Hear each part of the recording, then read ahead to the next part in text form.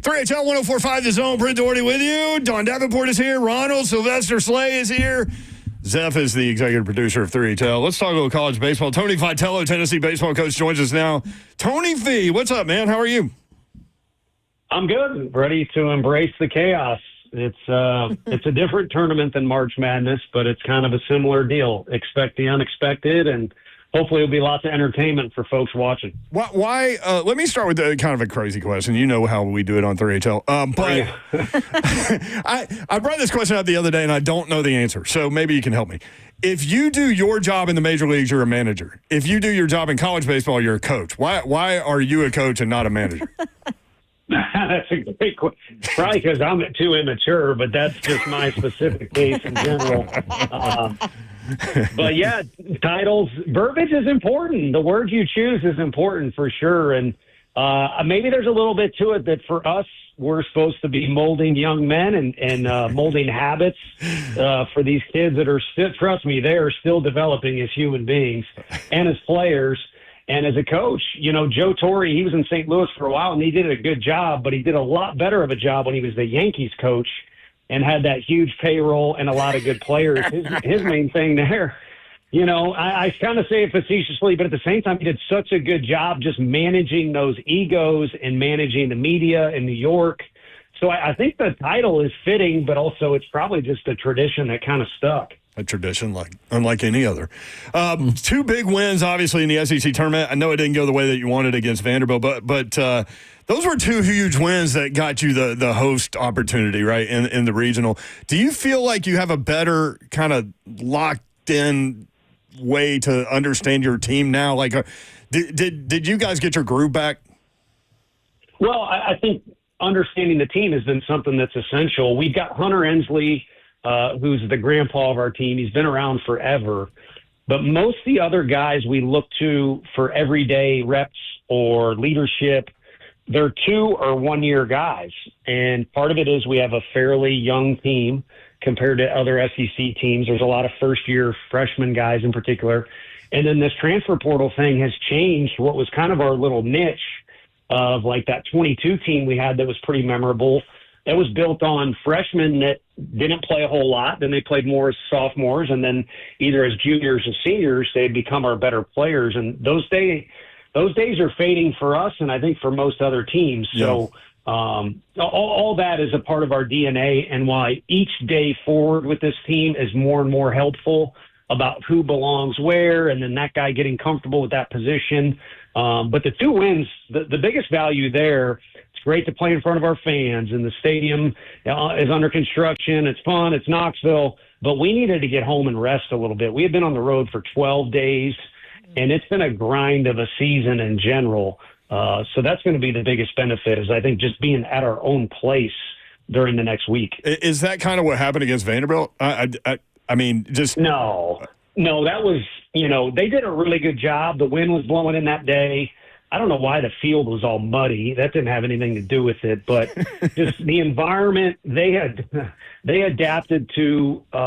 You know, Hoover plays big. Our park, you know, can play small sometimes, big sometimes. Hoover often plays big, yeah. And they beat us up with a bunch of singles. And that doesn't mean they don't have guys that can drive the ball out of the park. But they just did a good job on that particular day. We did not. We had our number 3 starter going. They had their number 2 starter. And then, you know, Fennell is kind of that's a whole, you'd have to have me on the air another time to talk about the guy they brought in out of the pen. So they just beat us. And, you know, obviously went on to win the thing, and that benefited them with their seed. So sure. You're swimming with the sharks in this conference, and sometimes you bite into somebody and sometimes they bite into you. So kind of along those lines and back to the coach-manager thing, how much coaching, actual coaching, teaching, you know, fixing errors that happen, do you get to or have to do with this team this season? Yeah, that's bad timing. We watched a Dave Chappelle video clip, and for those that know Patrice O'Neal, we watched a Patrice O'Neal comedy clip as well today. So I don't know that we did that much of it today, but we had some fun during the meeting. If you don't know who Patrice O'Neal is, you need to at least dive into the archives a little bit. But, you know, as the season's gone on, I think our league exposes you if you have a weakness. Yeah. And we have had some weaknesses, whether it be experience-based or maybe we need to coach him up a little bit more, or a guy's confidence is a little shot and he needs to believe in himself more. We've had some harsh lessons throughout the season because, again, you'll get exposed. And in our league, you'll hear about it from the fans. You'll see it on TV. You'll lose the game if you make too many mistakes. And it can beat you up. I mean, Coach Van Horn, I think they finished second or third in the league. And when we got there, I worked for him, and we kind of embraced and said hello. And the first thing he said was, "Thank God this is the last weekend of SEC play, because it'll just wear you out." And it can beat up your confidence a little bit. So yeah, we've had to correct more mistakes than we want to over the course of the year. But you got to balance it out a little bit too as a coaching staff, because these are young kids. There's a lot expected of them. And they hear about all the negative stuff more than they hear about the positives. So you got to be careful about how much you pile on when things aren't necessarily perfect. Good Coach, perspective. Yeah, great.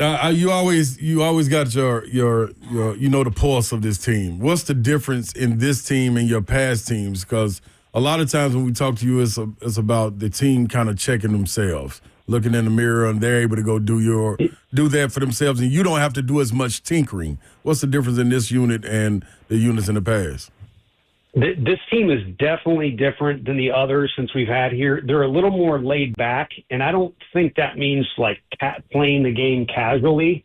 I just think when they show up and it's the best form of them, it's kind of like that fresh start we had against Alabama. It was the beginning of a new season, technically, with the tournament down in Hoover, and it was game one, fresh start. We had played Alabama. We beat them.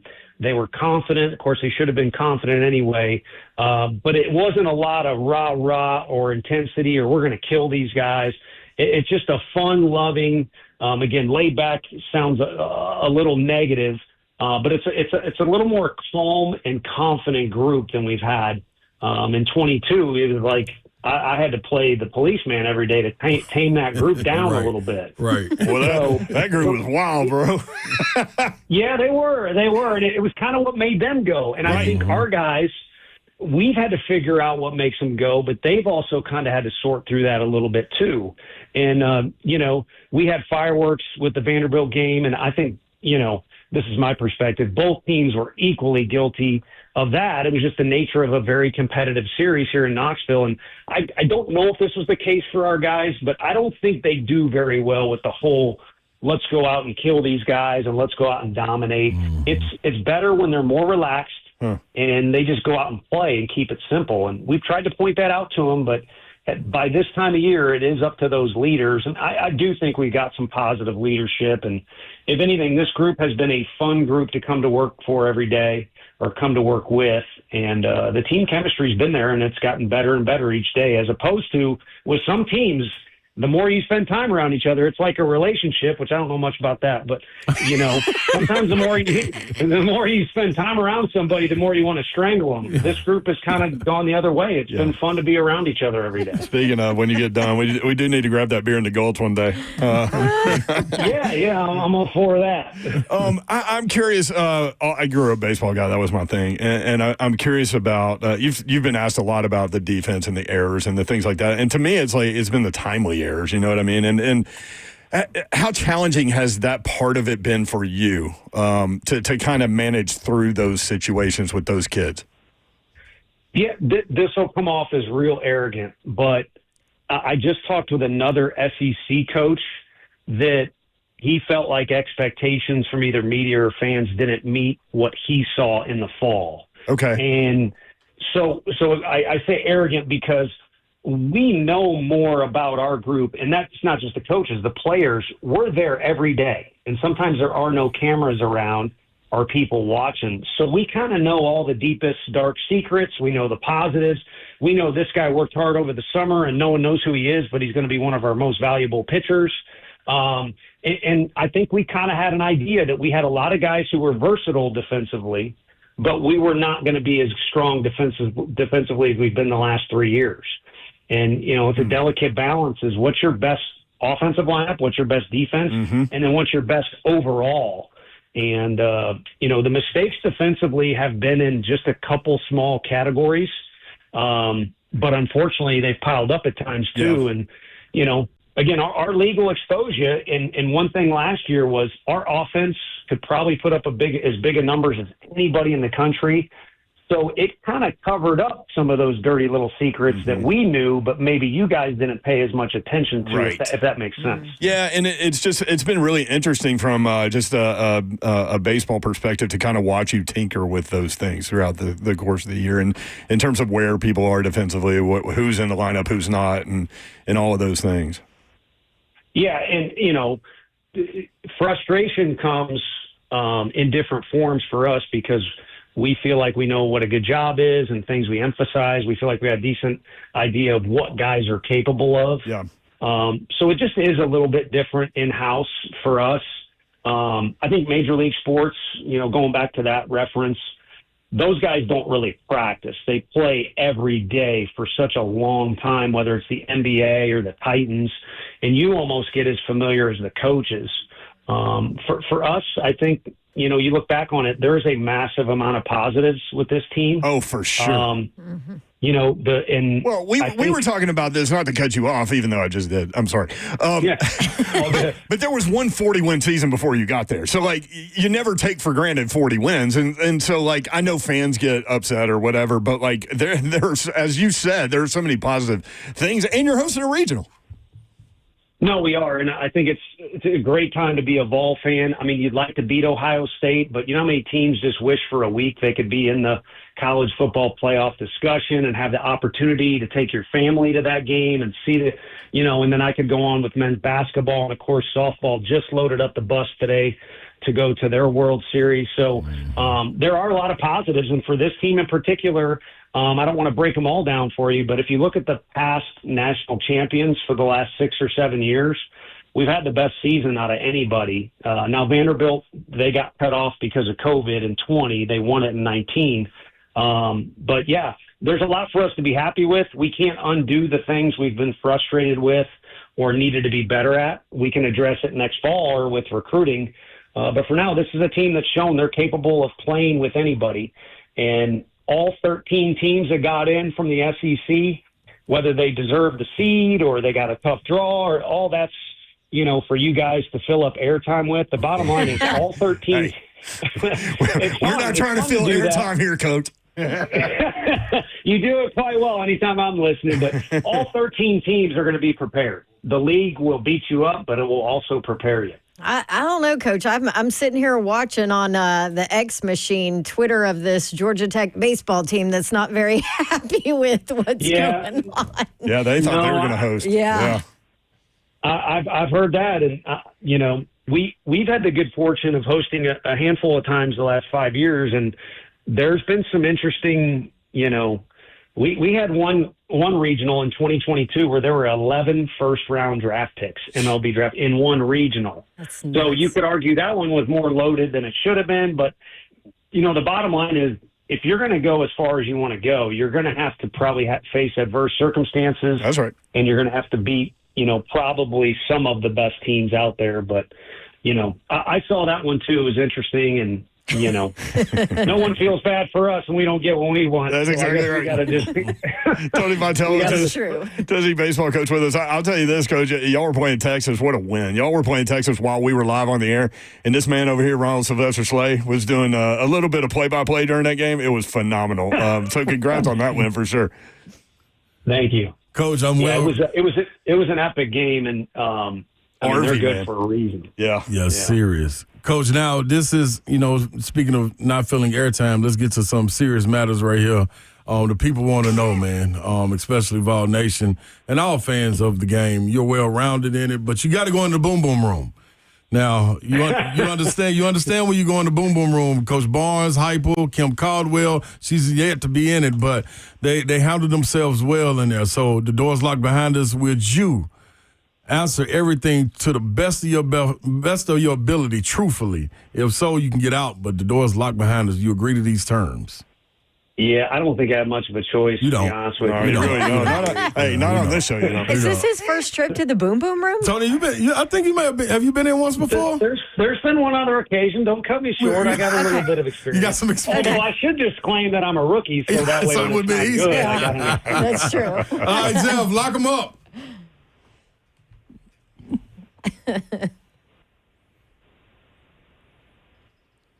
All right, Coach Tony Vitello walking into the Boom Boom Room. We're going to make some quick hitters real quick for you. To make this real simple, real easy for you. You're well-rounded in the game, knowing games outside of just baseball.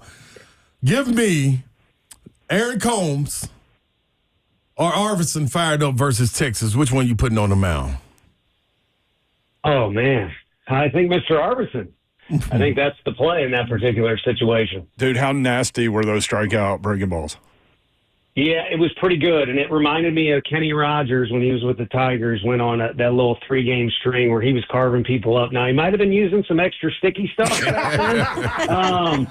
But, hey, we're playing by the college rules, so it was fun to be in that dugout, and I'll tell you what, that's about as passionate as I've seen a dugout for us in a long, long time. Yeah. You look like you were able to contain yourself a little bit, just a little bit during that moment. A record-breaking level of composure for me, which is usually it's breaking records the other way. I mean, listen, I love it when you get tossed and you go to every umpire. That was amazing. I can walk you through that off the air. There's a little bit of history with each guy, so I wanted to make sure. And I'll tell you what, I had one buddy criticize me for being too quick at each pit stop, but I had to. You don't want to get the suspension after the ejection. You want to keep it at just the ejection. I love that you know. All three, Coach? Yeah, I love that you know where the line is. I did ask an umpire at one point this year, if I get thrown out of this game, blah, blah, blah, and he answered the question, and then he said, hey, you do what you got to do. And I was pretty impressed by that. But at the end of the day, those guys are pretty good guys in our league. It was just as stressful for them. I mean, they're getting attacked by the rowdiest fans in the country. Yes. Yeah. Absolutely. All right, this one here. Blake Burke, Dalton Bargo, you need somebody to go yard. Who you putting at the plate? My goodness, you're putting me in a tough spot there. This is the Boom Boom Room. That's what happens. I'll tell you what. If we need someone to steal a base, it's Bargo every day of the week. Okay. If we need someone to play defense, I'm going Bargo. But for this particular question, Blake Burke has a very big spot in my heart. He almost hit a church in Hattiesburg, Mississippi, beyond the right field wall. So, but Bargo's got his moment coming. So it might be a different answer in a month. I like Would that. God appreciate that or not? Like hitting a church with a baseball. See, I started to say it because I think he did hit the church, but I didn't want to be quoted on air for saying that. So I don't know how that works, if that's good karma or not. Right. He didn't break a window, so Okay. maybe it's all good. Yeah. Yeah, blessings rain down upon thee. Here we go. Hunter Inslee, Zakai Ziggler. You got to have toughness embedded in your team. Which one you choosing? Oh, you're killing me. yeah, buddy. This is your guy too. I've never seen you wear another basketball player's shirt outside of Zakai Ziggler. I know. You know where we really went wrong with the Auburn series was Zakai was throwing out the first pitch on Friday, and it got rained out, and that rained out our karma for that weekend as well. See, I got to go with Hunter Inslee. Like I said, he's a grandpa. I think I've known him for 5 more years than I've known Z. So that's a tough one, but I will remain loyal to Hunter Inslee for a long, long time. I like that. Zakai's never ran into the basketball stanchion and left a mark on it like he did the wall, Hunter Inslee. So, no doubt. Yeah. The first time I fell in love with that guy was there's a certain Italian coach in the SEC that kind of got in his face during a little brouhaha, and even though he was a freshman, he did not hold back from old Mr. Calipari. I love that. More impressive. Last one, and I'll let you out the boomer room. More impressive, the run Andrew Fischer has been on. Jeez. Or you got to take Christian Moore and what he did. Oh, man. Yeah. I think Christian Moore. It is. This is rough. You're really pitting me against guys who could possibly donate money. I don't know if NIL is legal anymore or not, but you're really screwing up our bank account. You can blame Hypo. Hypo said I had gotten soft in the boom room, so I had to get you with some good ones, Tony V. He did say that. These are flip a coiners. But SEMO, I've never seen a baseball guy be able to take over a game the way a basketball guy would, because it's harder to do that. Yes. And so freakish for him to do that when he did. But if you're just going overall run, Fischer's run the entire year has been a get-on-base festival, and he's completely evolved as a hitter. Rather than just being a guy that tries to launch at 500 feet every pitch, he's put a whole season together of just team-orientated at-bats, and it's been very impressive. So I'm glad we got to hang around Fish for a year. Beautiful right there. Next time I'll put you in there with the coaches. Zelf, let him out of the boom room.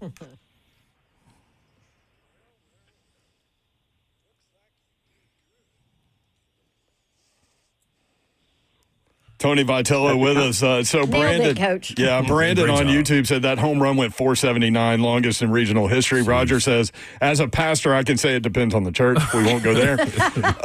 I do have a question about Arvis and with the way that he pitched. 9 strikeouts with the 16 outs he got. That strikeout rate's ridiculous. But are you contemplating starting him again? We just met with the team today, and we said expect to be.